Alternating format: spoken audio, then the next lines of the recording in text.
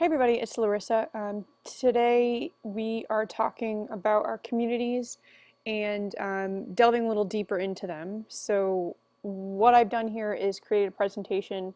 I've decided to broaden my community a bit based on my initial searches. It was hard to find any information or any conversation on video or new media artists in Connecticut. So I've expanded that to include to fine art and artists in Connecticut.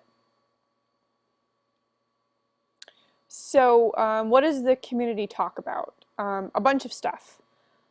The community is talking about events, art making, public art programs and projects, job posting, seminars, education programs, opinions about art and art making, awards and grants, and art sales. I grabbed some tweets here. So top one is Connecticut Magazine, so talking about public art in Connecticut and some recent funding that's gone into that in Hartford. Here is a job posting by Design Weekly. Here is an art student complaining about art. We've got a person here talking about a show in Connecticut, and a little self-promotion here. I posted the Artist Fellowship grants for 2014 from the Connecticut DECD. So what is really the major concern here for this community? Major concerns that I found are funding for the arts, local level arts leadership, who's really driving arts programs and arts events and funding in the state, and how can we create Connecticut as a cultural destination. I grabbed this quote from Connecticut Magazine blog, had an article here by Carlos Chavez, and I grabbed this quote from this was actually the comments of that article. So Carlos says that yes, Hartford is historically lively and rich, but is really worried that we need to re-identify ourselves as a real cultural destination. So I grabbed that quote to point out that this is really a concern for Connecticut, being where we are situated in between Boston and New York. How do we really create our own voice and really pump up cultural activities in the state? So what is really most important on the minds of artists as they use social media in this community is promotion. So whether that be self-promotion, whether that be larger arts organizations promoting an event or workshop or education program, we see that promotion is really important. And why this is so is how you get people to know that your events are coming on, know that stuff is happening, and share that with your greater community.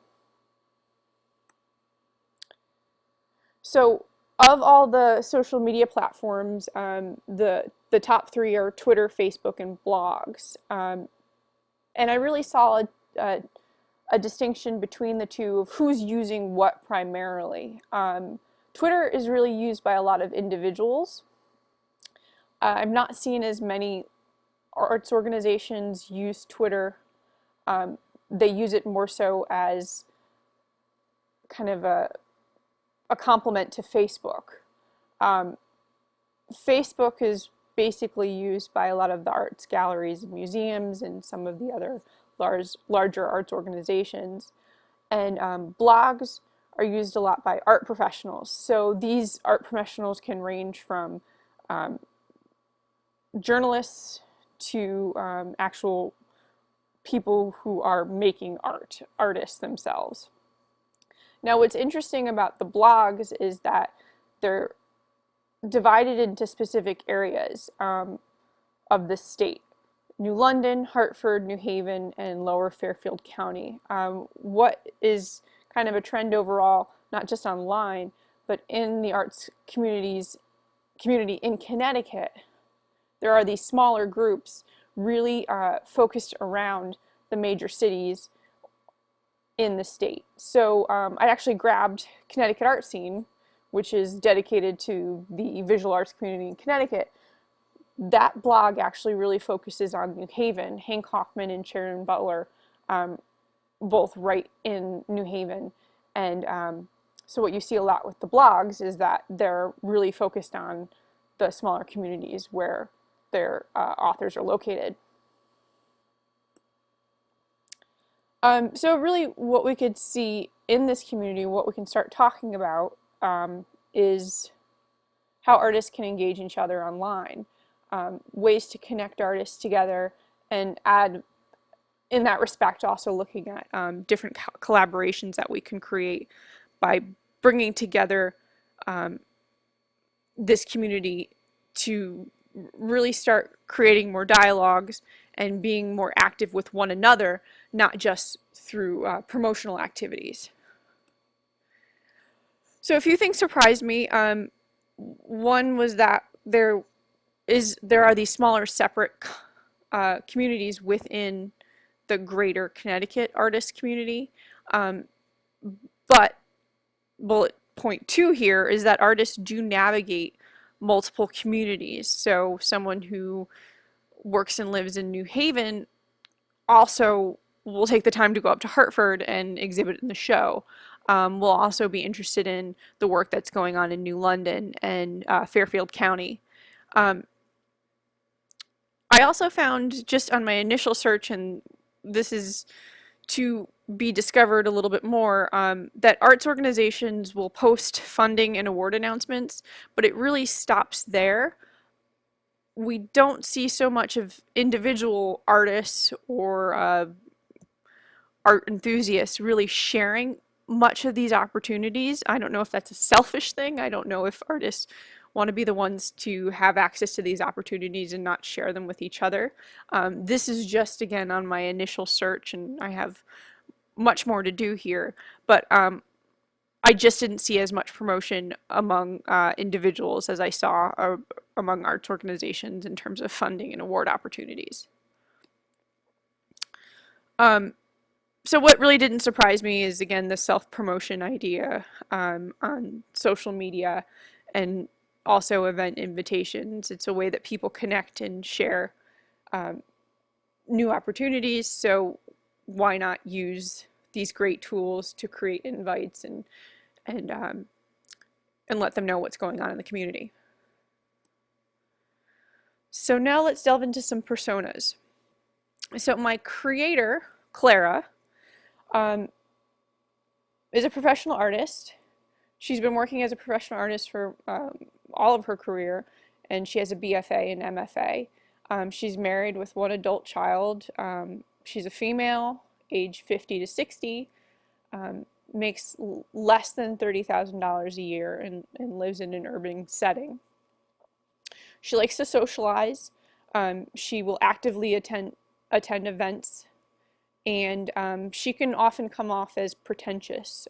She is very opinionated and has developed that opinion over having many years of experience in the art community. Her online activities really based around her familiarizing herself with web resources. She likes to browse online contemporary arts publications, and she's very active on Facebook. It's an easy medium for her to use. So some quotes. Who's the vandal? Ai Weiwei, or the man who smashed his Han urn? This raises a very interesting, provocative questions.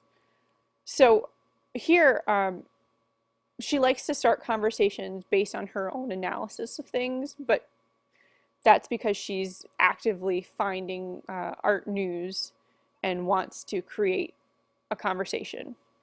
I'm really impressed by the efforts of many of my friends in the arts. So she likes to know what her friends are doing, and she remains actively involved, and she attends a lot of events. So as a creator in the Connecticut fine arts community, she really wants to share and post interesting news and information in order to create that dialogue and promote activities in her community. So the commentator, Carly, has her BFA and is looking for work. She'd like to work in the art world in some capacity, but is also thinking about pursuing her MFA. And she's single. She's a female, aged 20 to 30, making less than 15 grand a year and living in an urban setting. She's quiet. She wants a steady long-term job and career and wants to improve the lives of others. Her online activities, she's an advanced internet user, and she uses Twitter, LinkedIn, and subreddits. She wants to get more involved in her local arts organizations, and she wants to figure out the best way to promote herself using the resources available to her. So as a commentator in this community, she wants to join the conversation so people know that she's here, and she wants to share her voice and perspective, but she's still developing her beliefs as someone who's new to the arts community. And finally, Stuart the spectator. Stuart is an architect. He's a partner in a major architecture firm. He's divorced with 3 adult children, a male, age 55 to 65, 100 grand a year, and lives in a suburban setting. He's a positive and giving person, but business always comes first, and his firm is a major financial contributor to the city's art programs and galleries. So he's actively going to events.